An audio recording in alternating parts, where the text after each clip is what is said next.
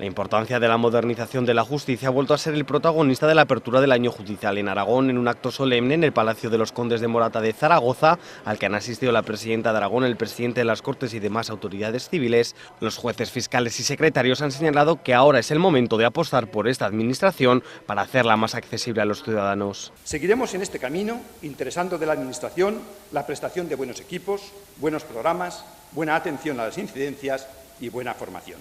Aprovechando el plenario lleno de jueces, el presidente del Tribunal Superior de Justicia de Aragón, Fernando Zubiri, ha apelado por luchar por la despolitización y la transparencia. No ignoramos que la imagen pública de la justicia no es tan positiva como quisiéramos, y así se deduce de recientes estudios demoscópicos.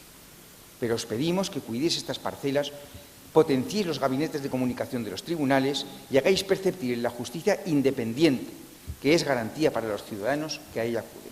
A pesar de la escasa informatización actual, el año pasado disminuyeron un 25% las diligencias debido en su mayoría a que no se repitieron duplicidades.